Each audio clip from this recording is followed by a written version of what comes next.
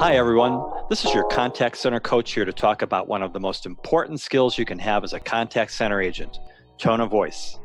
In this video, we'll talk about what tone of voice is, why that's so important, and I'll give you some great tips on how to improve your tone of voice over the phone. This video is brought to you by BenchmarkPortal, the source for contact center training, certification, benchmarking, and consulting services. If you like this video, please subscribe and hit the like button below to keep getting more helpful videos just like this one. In our previous videos on soft skills, we focused on communication, empathy, and handling angry customers. You can view those videos by using the links above and in the description below. In this video, we're going to focus on just one soft skill that can make the biggest difference in your calls, tone of voice. We don't normally notice it, but facial expressions and body language play a huge role in how we communicate. In a phone conversation, those visual cues aren't there, so we only have our voice to rely on. And that's why your tone of voice becomes so critical when communicating over the phone. In fact, a study done on human communications found that only 7% of spoken communication came from the actual words. The rest came from tone of voice and visual cues like facial expressions and body language.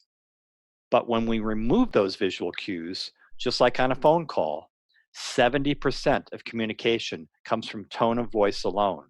That's a staggering percentage, and why tone of voice is so important in call evaluations and from the feedback we hear from our customers. So what is tone of voice? You can think of it like the musical notes of a melody that your voice speaks over the phone. It rises and falls in a sing-song manner, consisting of varying elements like pitch, pacing, volume, emphasis, and pauses. Varying these elements when you speak can make your conversations more interesting and engaging. If someone sounds monotone or boring, it's because they're not varying these elements to make their conversations interesting and understandable. As an example of how these elements can greatly change the meaning of a message, I'll say the same sentence several times, changing the emphasis on one word each time. See if you can hear the difference in how that changes the meaning. I never said she stole the money. I never said she stole the money. I never said she stole the money. I never said she stole the money. I never said she stole the money. I never said she stole the money. Do you see how pitch, volume, and emphasis on certain words greatly impacts meaning? Same words, entirely different message. One critical point to understand is emotional mindset. How you feel and the attitude you have is very much a part of your conversations and the way others perceive you. As we just learned, even if your words are precisely correct, the feeling you put behind those words can radically alter what the other person perceives, with them focusing on the unspoken part of the conversation rather than what you want them to hear.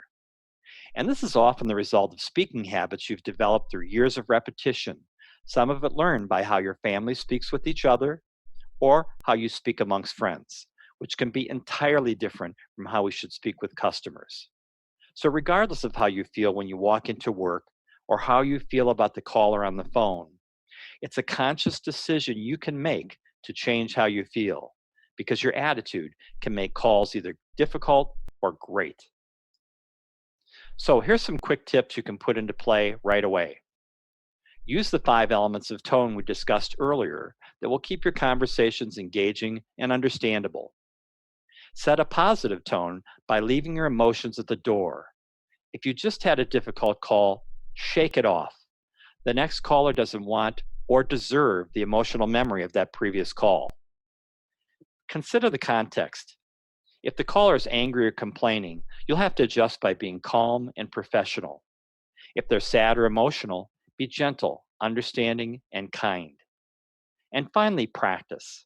Tone of voice is a skill, and skills take a lot of practice to remove undesirable habits and replace them with the desirable ones.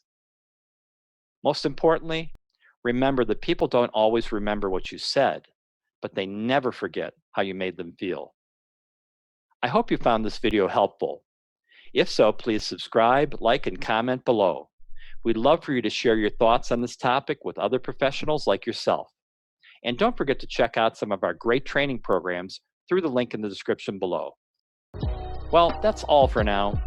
This is your contact center coach saying game over. Thanks for taking the time to make yourself a better player for your company and for your customers. Now, go out there and be great.